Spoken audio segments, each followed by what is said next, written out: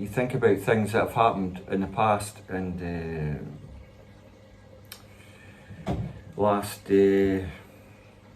just Thursday there, it was my uncle's funeral, and you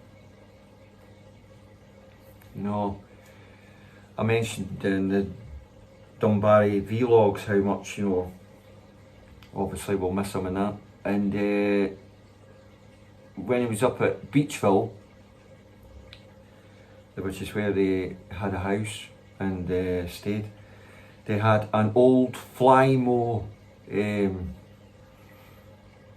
two-stroke. That was the one where you had to like mix up the oil into the fuel, and then you put the fuel in, and obviously Flymos had a pull cord to start them, and oh, it was a nightmare to try and start, because it was left-handed, so you would have to put your foot on the plate and you'd hold the handle like that back, and then you'd reach down like this to grab the pull cord, and then you'd pull it, and you'd pull it, and you'd pull it, and you'd pull it, and eventually the thing would start, right?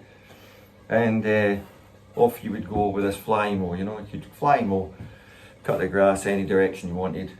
It was great when it started, but the whole motion of the Flymo is exactly what you're doing, or should be doing, with your 45, your magic 45.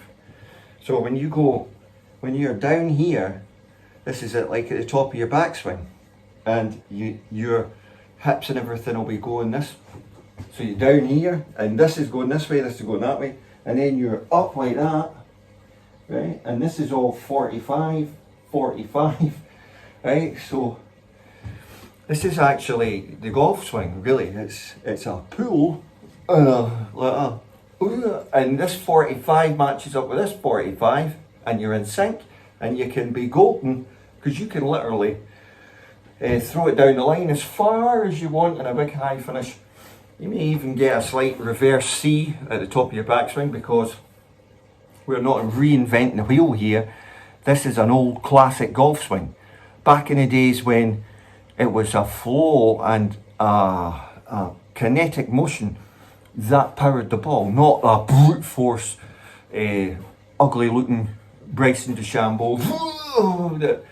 No, you've got a bit of style about you. Now, what you're doing with this move here, with the pulling of the lawnmower to get to start with the Flymo, right?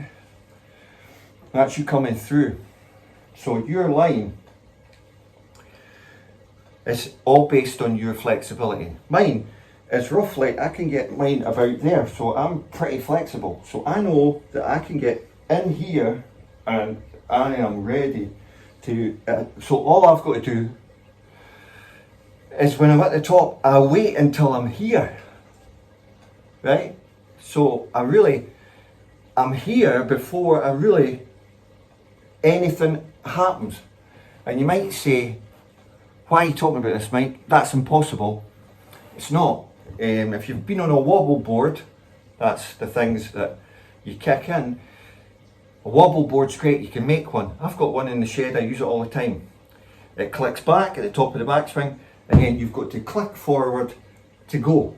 But the thing is, when you're at the top of the backswing and you click forward, look what happens. Everything moves to your 45. And then this thing's here, lag. And then it's whoa. Simplest move in golf. Works with every single club in your bag. And it gives you torque, it gives you a full swing, it gives you a short swing. Look at Rahm. He hasn't got a long swing, but because he matches up, he's 45, he's 45, and Spieth's another one to watch in the Open. They get this move here. Some players don't have any lateral move, it's all in sync like that, and then it's a right hand, like you're slapping, you get the general gist, right, like that, bang. But other players get to the top and actually have to laterally slide a bit as well. Mo Norman, Ben Hogan, degree, not maybe as much. Sam Snead.